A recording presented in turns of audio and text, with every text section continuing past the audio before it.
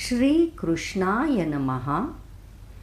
देव जेव्हा आपल्यासाठी, आपल्या प्रेमासाठी आपल्या अगदी जवळ माणूस बनून येतो, तेव्हा आपण त्याला ओळखतो का?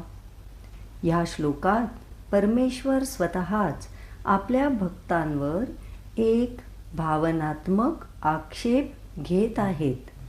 विश्वाचा स्वामी म्हणतोय, अवजानन्ति मां मूढा मानुषीं तनुमाश्रितं परं भावमजानन्तो मम भूतमहेश्वरम्. म्हणजे बघा, मी तुमच्यासाठी आलो, तुमच्यासारखा झालो, तुमचं दुःख जवळून पाहिलं आणि तुम्ही काय केलंत? हा तर माणूस आहे असं म्हणून माझा अनादर केलात, माझ्या प्रेमाची किंमत केली नाही. हा श्लोक देवाची वेदना आहे. विचार करा, जेव्हा तुमचा सर्वात जवळचा मित्र तुमच्यासाठी काहीतरी खूप मोठं करतो, पण जर तुम्ही त्याला बोलून हिणवलं, तेव्हा त्याला कसं वाटेल? भगवंताचे मानवी रूप ही त्यांची आपल्यावरील असीम आणि निस्सीम कृपा असते.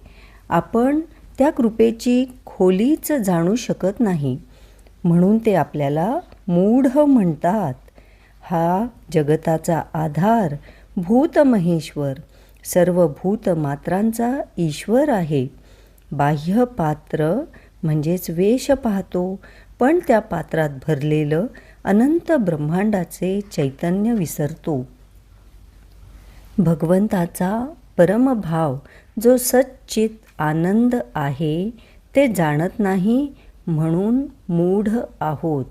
त्यांच्या अवतार लीला न समजून रूपात अडकतो आणि स्वरूपापर्यंत पोहोचू शकत नाही. तो फक्त मानव नाही, तो सर्व सृष्टीचा अधिष्ठाता आहे.